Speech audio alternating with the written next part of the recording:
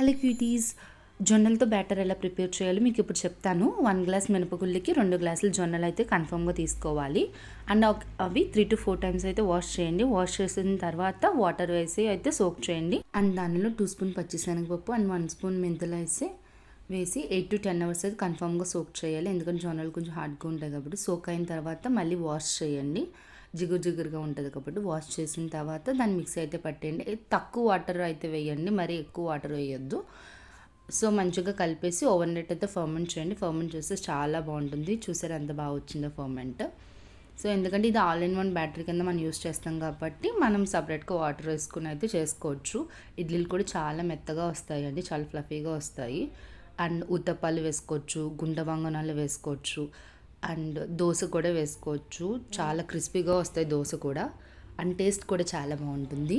ఒక్క బ్యాటర్తో 4 రకాల టిఫిన్లు అయితే రెడీ అయిపోతాయి. ఒకసారి ట్రై చేయండి, మీకు కూడా నచ్చుతుంది అండ్ హెల్దీ కూడా. అండ్ మన ఛానల్ని సబ్స్క్రైబ్ చేసుకోండి.